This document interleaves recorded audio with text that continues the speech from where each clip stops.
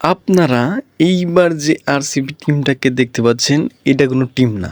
হ্যাঁ গাইস, এইটা কোনো টিম না। এটার এক একজন হচ্ছে এক একজন গ্যাংস্টার। তাদের যে লুক, বিশেষ করে ক্যাপ্টেন পাতিদারের যে লুক এবং সবার যে লুক, এক একজন মনে হচ্ছে বলিউডের গ্যাংস্টার। তারা ক্রিকেট খেলতে আসে নাই, তারা ক্রিকেটে আইপিএলটাকে তছনছ করতে আসছে, প্রতিপক্ষ টিমটাকে উড়িয়ে দিয়ে আসছে, গুড়িয়ে দিতে আসছে। এই কথাটার মানে তারাই বুঝতে পারবেন যারা প্রথম থেকে আইপিএল খেলা দেখতেছেন। একটা ম্যাচ বাদে প্রত্যেকটা ম্যাচে আরসিবি টিম যেভাবে খেলেছে, বিশ্বাস করেন প্রতিপক্ষ টিম ভয়ে কাঁপতেছে। কারণ আরসিবি যেভাবে খেলতেছে এবার মনে হচ্ছে তারা আগের সিজন যেখান থেকে শেষ করছিল তার থেকে দ্বিগুণ ভালো উদ্যম নিয়ে এইবার আবার শুরু করেছে। এবং তাদের যে শিরোপা, 18 বছর পর যে শিরোপা জিতেছিলেন, সেই শিরোপা আবার জেতার লক্ষ্যেই তারা নামছেন।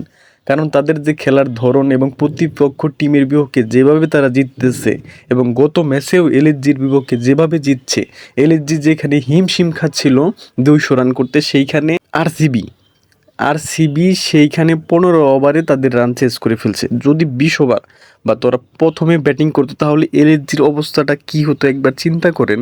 মানে কিভাবে তারা খেলছে ভাবা যায় এটা।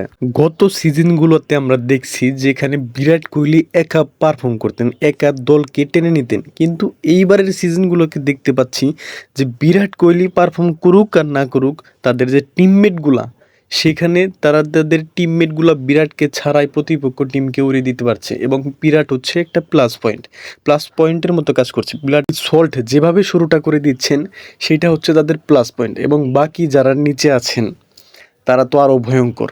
রজত পাতিদার যেভাবে খেলছেন এইবার, একদম ভয়ঙ্কর রকমের ক্রিকেট খেলছেন। এবং যেভাবে তারা ব্যাটিং করতেছেন, প্রতিপক্ষ বোলারদের জন্য তারা একটা ত্রাস। এইবার বিরাট প্লাস পয়েন্ট, বিরাট সাপোর্ট দিচ্ছেন এবং বাকি টিমমেটগুলা দলটাকে উড়িয়ে নিয়ে চলেছেন। আরসিবির লেভেল এখন হাই।